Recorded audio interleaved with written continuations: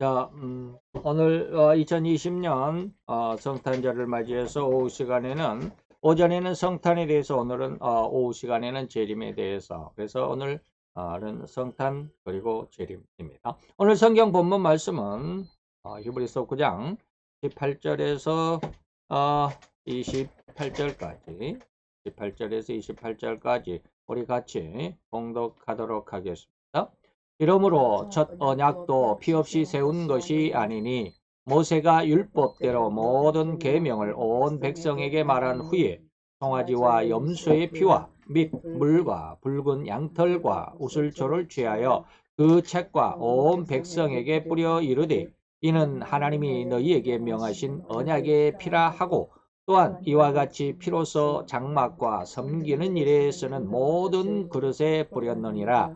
율법을 쫓아 거의 모든 물건이 피로써 정결케 되나니 피 흘림이 없은즉 사함이 없느니라. 그러므로 하늘에 있는 것들의 모형은 이런 것들로서 정결케 할 필요가 있었으나 하늘에 있는 그것들은 이런 것들보다 더 좋은 제물로 할지니라. 그리스도께서는 참것의 그림자인 손으로 만든 성소에 들어가지 아니하시고 오직 참 하늘에 들어가사 이제 우리를 위하여 하나님 앞에 나타나시고 대제사장이 해마다 다른 것의 피로서 성소에 들어가는 것 같이 자주 자기를 드리려고 아니하실지니 그러하면 그가 세상을 창조할 때부터 자주 고난을 받았어야 할 것이로되 이제 자기를 단번에 제사로 드려 죄를 없게 하시려고 세상 끝에 나타나셨느니라. 한 번 죽는 것은 사람에게 정하신 것이요 그 후에는 심판이 있으리니 이와 같이 그리스도도 많은 사람의 죄를 담당하시려고 단번에 들이신 바 되셨고 구원에 이르게 하기 위하여 죄와 상관없이 자기를 바라는 자들에게 두 번째 나타나시리라. 아멘. 우리는 오전에 예수님의 2020년 성탄절을 맞이해서 오전에는 예수님의 성탄, 다시 말하면 아기 예수로 오신 강림에 대해서 그리고 오늘 오후에는 이제 예수님이 다시 오실 예수님 재림에 대해서 한번 살펴보도록 하겠습니다. 인간이 아니 죄인에게 있어서 영원한 형벌인 지옥에서 구원되었다라는 의미는 단지 예수님의 십자가의 대속의 죽으심으로만 끝이 아님을 깨달을 필요가 있습니다. 오전에 말씀을 드렸죠. 오전에 우리가 예수님의 대속의 십자가의 그 보혈을 믿었다 할지라도 그것은 자기 생각이지 쉽게 말하면 네 감정이지 진짜 믿음은 아니다. 이렇게 말하면 도대체 백목사 당신은 믿음을 도대체 뭐라고 말합니까? 어, 제가 이렇게 말하면 너무 아주 극단적이라고 말할 수도 있어요. 진짜 믿음은 보혜사 성령의 3대 사역을 그 3대 사역의 그 책망을 받아야 진짜 믿음이 됩니다. 그래서 제가 늘 이야기하는 거 그런 거죠. 그래서 우리 인간들은 다시 말하면 단지 예수님의 십자가의 대속의 죽으심 그것을 믿는 그 믿음으로만 우리의 구원이 완성됐다라고 말할 수가 없다라는 거 여러분들이 꼭 기억해야 합니다. 이것으로만 끝이 아닌 것을 우리가 깨달아야 된다. 예수님도 십자가에 죽으신 것으로 인류를 구원했다라고 다 이야기하는 것. 그것이 마침이 됐다라고 할 수는 없다라는 겁니다. 즉 오늘날 성도들 대부분에게 이 구원의 믿음은 오로지 예수님의 십자가의 대속으로만 한정되어 있음을 여러분들이 혹시 깨닫고 있습니까? 우리의 믿음은 내 믿음은 예수님의 십자가에만 매달려 있느냐 이 말이에요. 아니면 예수님의 십자가 외에 또 다른 어떤 믿음이 있어야 된다라고 이렇게 믿고 있느냐. 조금 이 말을 하면 오늘 대부분의 그 정통적인 신앙을 가진 우리나라 신앙인들에게 예수님의 십자가만 붙들고 있으면 안 된다라는 저의 이런 말을 굉장히 비난하겠죠. 자, 그러나 저는 이러한 믿음이 대부분이라고 규정하고 싶습니다. 어떤 믿음이? 예수님의 십자가만 붙들고 있어요. 우리나라 거의 대부분의 믿음은 구원의 믿음이다라고 그러면 정말 예수님의 십자가만 붙들고 있어요. 근데 그게 아니다라는 거예요. 예수님의 십자가만 붙들고 있어서는 신앙이 성장할 수가 없습니다. 제가 늘 이야기했듯이 예수님의 십자가의 대속은 뭐예요? 구원의 믿음이에요. 구원의 믿음. 그리고 성경을 아는 것이 진리의 믿음이에요. 그리고 나중에 성령의 보혜사 성령의 3대 책망을 받아야 비로소 영의 믿음이 됩니다. 뭐 이런 내용들 쭉 이야기를 했는데 지금 다시 반복할 수는 없고요. 그 성도의 구원은 예수 그리스도의 십자가의 대속을 믿는 믿음이라고만 지금 현재 우리나라의 대부분의 믿음은 여기에 예수님의 십자가만 붙들고 있다 이 말입니다. 그러나 오늘 저는 이러한 예수 그리스도의 십자가의 대속뿐 아니라 더 나아가야 할 믿음의 어떤 요소가 있다 이 말입니다. 더 나아가 무엇인가 하나가 더 있어야만 한다라고 여러분들에게 주장을 합니다. 그리고 지금까지 그렇게 주장을 해왔습니다. 즉 구원은 예수 그리스도의 대속의 십자가와 함께 또 하나의 요소, 믿음의 요소가 있어야만 합니다. 그 또 하나의 요소가 뭡니까? 예수 그리스도의 부활, 죽음으로부터의 부활입니다. 부활입니다. 결코 우리 성도들이 구원의 믿음에서 빠뜨려서는 안 될 중요한 믿음의 요소가 바로 이것입니다. 그래서 요한복음을 우리는 신령한 복음이라고 그 별명을 칭하고 있죠. 그래서 신령한 복음이다라고 그러는데 그러한 별칭답게 요한복음의 1장은 뭡니까? 예수가 그리스도라는 증거를 기록하고 있습니다. 예수는 뭐 빛이다, 예수는 생명이다. 또 세례 요한이 바로 이 예수에 대해서 증거하러 왔다. 예수님의 제자들도 나는 예수 그리스도를 내가 만났는데 예수가 바로 그리스도다. 안드레가 자기 형 베드로를 만나서 뭐 이런 이야기도 하고. 빌립도 내가 와보라 그러니까 당신은 그리스도의 하나님의 아들입니다. 뭐 이런 거 하고. 이런 것들이 요한복음 1장에서 예수는 그리스도입니다. 라는 것을 증거하는 그런 기록이 이 1장에 가득 차 있습니다. 그리고 2장으로 넘어가면 그렇게 그리스도로 증거된 그리스도가 어떤 일을 하는가라는 그러한 질문이 나겠죠. 그리스도가 그럼 뭐야 도대체? 그리스도가 뭔데 그렇게 예수를 그리스도 하는 거야? 라고 하는 질문을 하면서 그에 대한 대답이 곧 2장에서는 십자가의 죽음이다. 라고 이렇게 요한복음 2장에는 예수님의 십자가의 죽음을 의미하고 있습니다. 요한복음을 아무리 읽어봐도 예수님 십자가에 죽는단 말 없던데 그래서 많이 읽으라는 거예요. 많이 읽어봐야 그 속에 예수님의 죽음이 들어있다라는 것을 비로소 알게 됩니다. 지난번에요, 그거 있잖아요. 그 유재석이하고 그 조세호하고 가는 게 그거 뭔가요? 길거리 가면서 막 퀴즈 내는 거 뭐지? 유퀴즈 온도 블럭인가? 뭐 그거 있잖아요. 예. 근데 요즘에는 좀 그 코로나 때문에 막 길거리로 돌아다니지 않고 이제 어떤 그 특정한 그 뭐라 그럴까? 어떤 주제를 딱 정해놓고 거기에 맞는 몇 사람을 이제 이렇게 초청을 해가지고 심도 깊게 이제 막 인터뷰를 하고 대화를 하고 뭐 그런 걸 하죠. 예. 그런데 지난번에 어떤 분이 나왔느냐면 우리나라의 법의학자인가요? 범죄자들의 그 심리를 상담하는 사람을 뭐라 그러나요? 프로파일러. 우리나라 프로파일러가 누구예요? 표창원 씨가 있죠. 표창원 씨 그 국회의원까지 지냈던 20대 국회의원 했다가 너무나도 민주당의 그 지저분하고 더러운 그 내면을 알고는 다시는 내가 국회의원 안 한다 해가지고 지금은 국회의원 때려치고 21대에서는 그 출마하지 않았죠. 그래가지고 프로파일러 그 표창원 씨하고 또 그거하고 비슷하게 이제 형사인데 형사분인데 그분이 지금은 아마 퇴직을 해가지고 이제 그 쉽게 말하면 고문 자문 역할로 이제 서울 어디 경찰서인지 모르는데 거기에 이제 자문 역할을 했는데 그 범죄자들의 어떤 심리 그들을 만나서 그 이제 범죄자들을 잡아오면 그들을 만나서 이제 뭐 범죄 고백을 받아야 되잖아요. 그런 걸 하기 위해서 이렇게 막 그렇게 쉽게 말하면 얼르고 달래고 뭐 이런 거 인터뷰를 하고 뭐 이런 데 있어서 그 심리를 이용하는 그런 사람이 나와요. 아, 뭔 이야기를 하려다가 그랬는데 그 이야기를 하다 보니까 이제 중심을 잊어버려.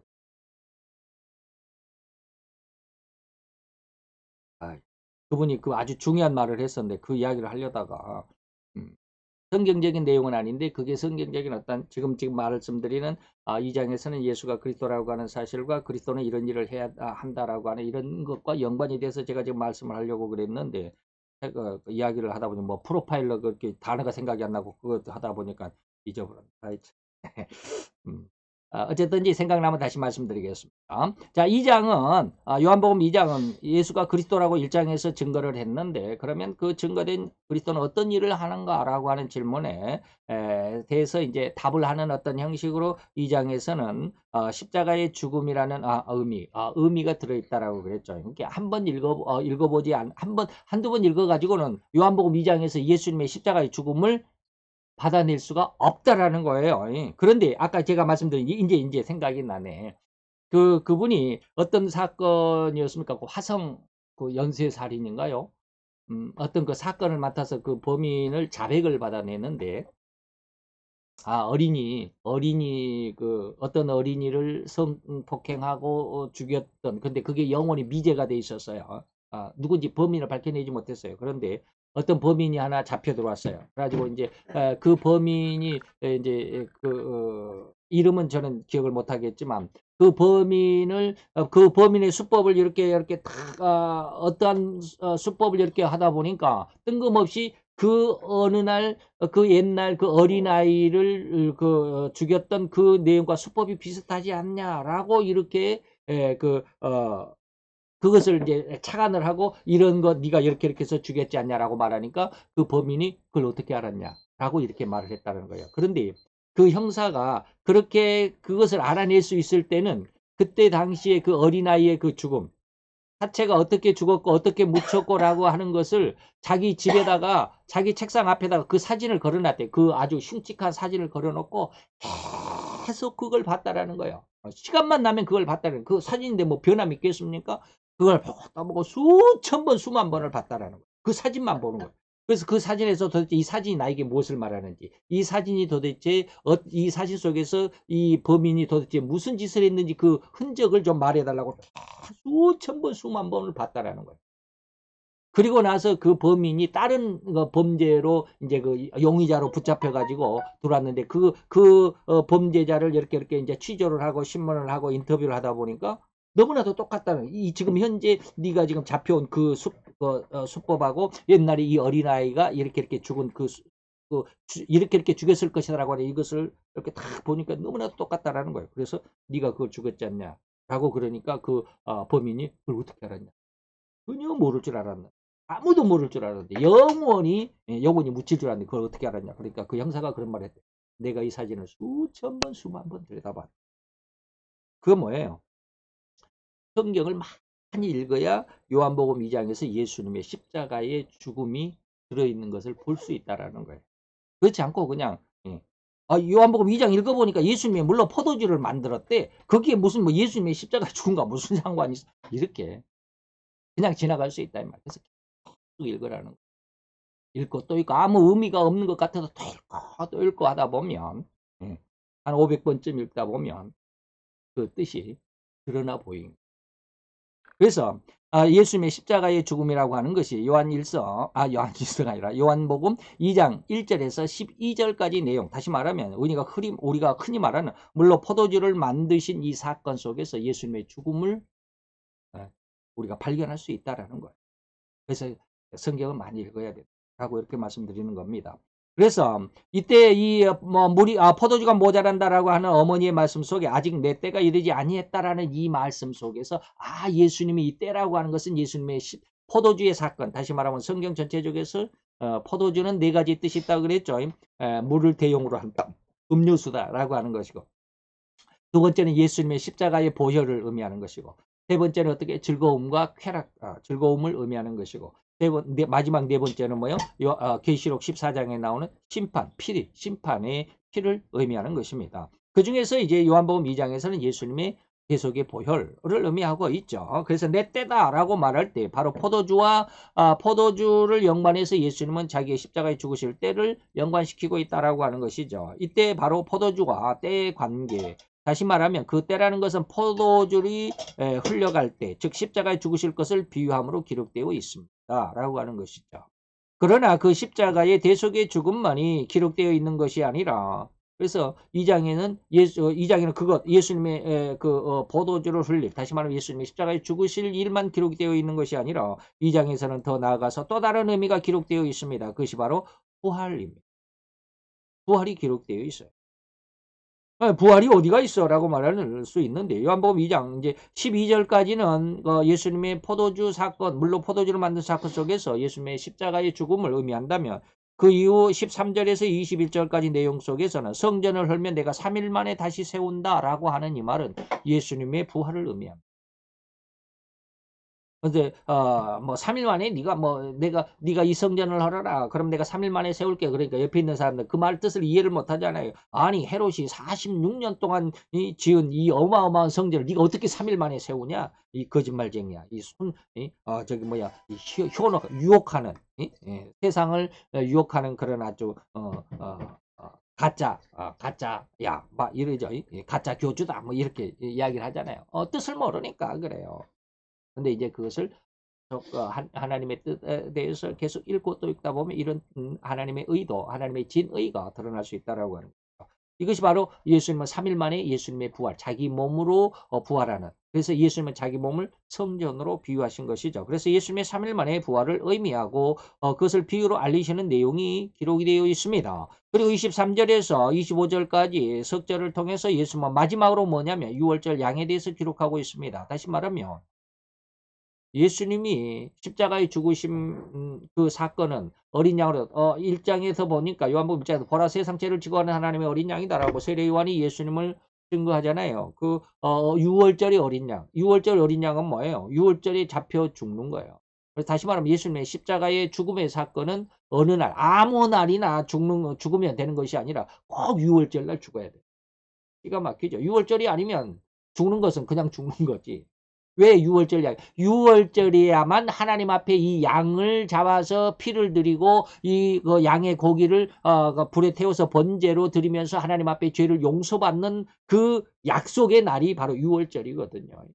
예. 물론 이것은 애굽에서 뭐 죽음의 사자를 넘기는 뭐 양을 잡아서 양의 피를 문설주와 문지방에 칠해 가지고 죽음의 사자를 넘기는 거. 이거 뭐야? 구원을 받는 거거든요. 그것이 이제 와서 그 피의 제사 6월절 그 양을 잡는 제사로. 그래서 예수님은 반드시 예수님의 십자가에 죽으신 날은 바로 그날 6월절 날 이 말이에요.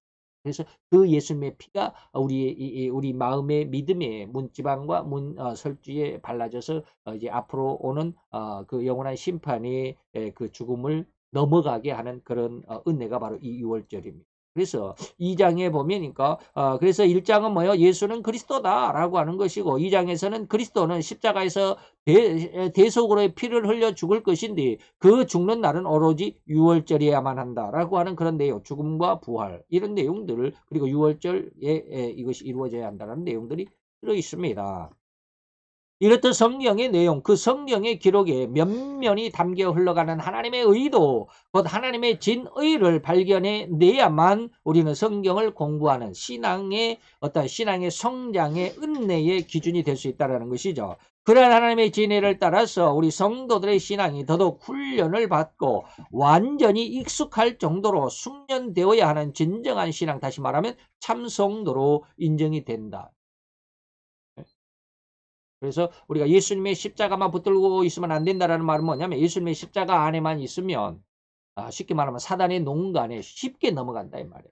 근데 넘어가지 않으려면 뭐예요? 거기에서 예수님의 부활을 경험하고 그리고 성령의 세례까지 받아야 됩니다. 그게 뭐예요? 성령의 세례가 보혜사 성령의 3대 책망입니다. 거기까지 올라가야 세상이 결코 그를 만지지도 못하는 신앙으로. 그래서 그것을 저는 진정한 신앙이고 참 성도, 그래서 늘 영성인이다라고 말하는 그런 내용입니다. 이렇듯 성도들을 신앙으로 훈련하시고 연단하시는 모든 과정을 또한 하나님께서 인간이 진정한 인간, 곧 죄에 질 수밖에 없는 연약한 인간, 다시 말하면 흙으로 빚어 코에 하나님의 생기를 불어넣어서 생명이 된 인간, 바로 그 인간은 영적인 능력이 전혀 없는, 그렇지만 죄는 없습니다. 죄는 없고 깨끗한 그런 인간을 만들었죠. 그런데 영적인 능력은 없어요.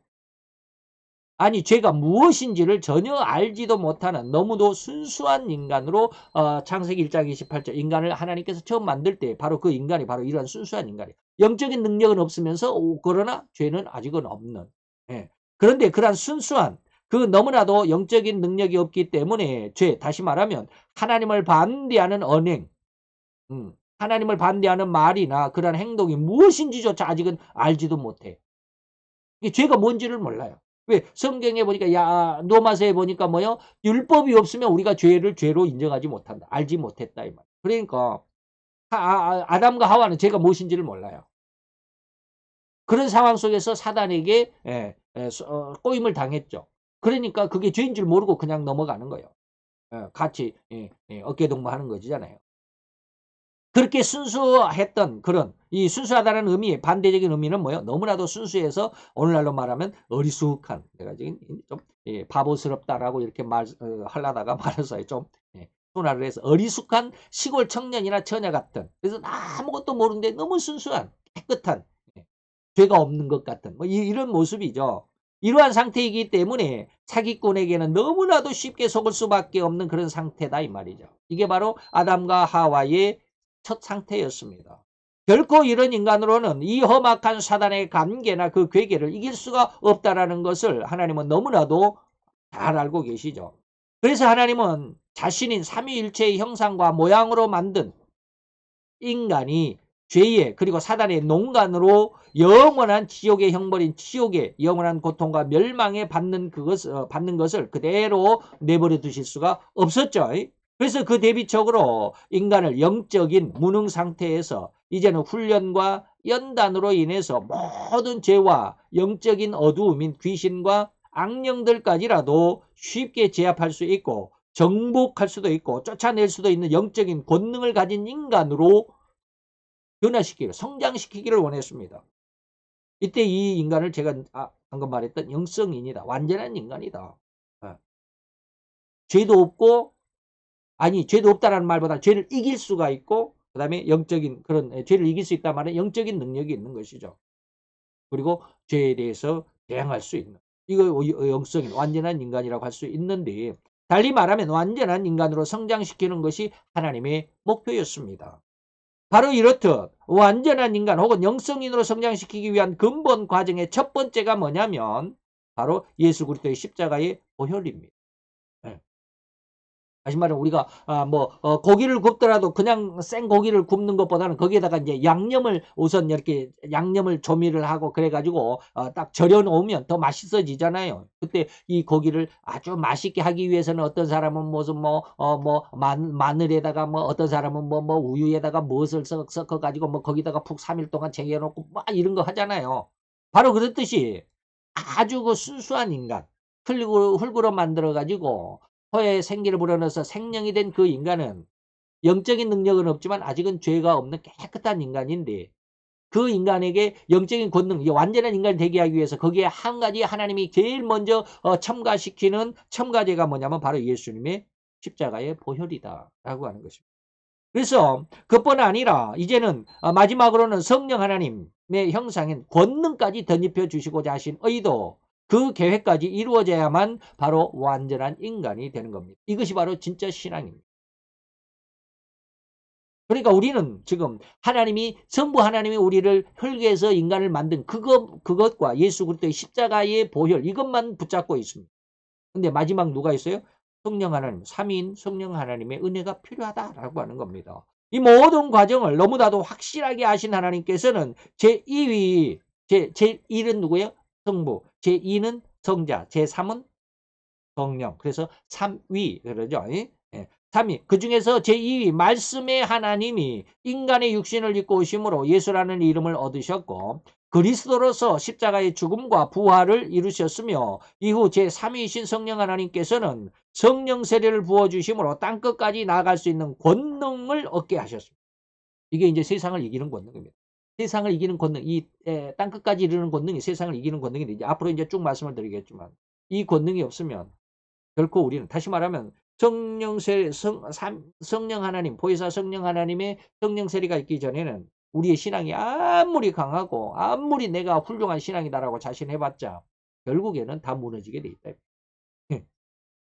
그래서 이러한 성령 세례를 얻음으로 인해서 땅끝까지 나갈 수 있는 권능을 얻게 되는데 이것은 이때는 모든 악령과 귀신들까지 제압할 수 있는 완전한 인간으로 성장했다라고 하는 것이고 이것을 하나님은 계획하시고 이러한 모든 과정을 주셨습니다.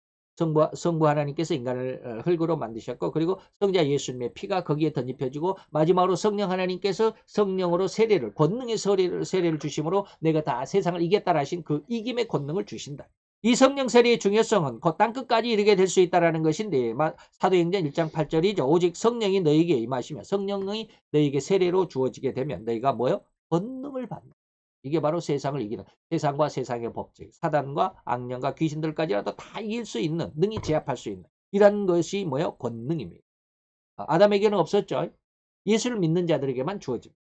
그래서 예루살렘과 온 유대와 사마리아와 그리고 땅끝까지 이르러 땅끝까지 나아가서 예수님의 복음을 증거하는 증인이 될 수 있습니다. 그렇지 않고서는 이 증인의 역할을 감당할 수가 없습니다. 가다가 전부 자기 영광, 자기 명예, 자기 이권에 다 이리저리 흩어지고 말더라는 거예요. 그래서 제가 아침에도 그런 이야기 했지만 아주 그냥 고대광 어마어마하게 큰 교회 성전을 짓고 엄청나게 많은 성도들을 모은 그런 어떤 목회자를 할지라도 하나님 앞에는 온전한 신앙일 수가 없을 수도 있다라는 말씀을 드렸습니다. 곧 이 땅끝까지 이르라는 말씀의 의미는 결코 이 세상과 세상 법칙에 굴복하지 않는, 타협하지도 않고 타협할 수도 없는 너무나도 청결하고 거룩한 신앙이라는 것입니다. 아주 흠이 없죠. 또 다른 의미로는 이 세상과 세상 법칙 그리고 모든 것들의 이 세상의 모든 것들의 세상과 세상 법칙의 왕인 세상 왕을 이기셨다라는 주님의 말씀의 의미와 연관되는 것임을 잊어서는 안 될 것입니다. 요한복음 16장 11절 16장에 보면 11, 12절에 보면 세 번째 그 심판에 대한 죄에 대해서는 이제 넘어가고, 심판에 대해라는 말의 의미는 뭐냐면 내가 세상 임금이 이미 심판을 받았고, 그리고 33절에 넘어가니까 내가 바로 세상을 이겼다라고 하는 것. 세상 임금을 심판했다라는 것은 내가 세상을 이겼다라는 선언과 같습니다. 그래서 요한일서 5장 4, 5절에 보니까 바로 이러한 예수님이 세상을 이긴 이 권세를, 이 권능을, 이기심의 권능을 믿는 것이 뭐다? 세상을 이기는 것이다. 그래서 하나님께서 난 자는 세상을 이겼다. 세상을 이긴 이김이 이것이니 뭐다? 우리의 믿음이다.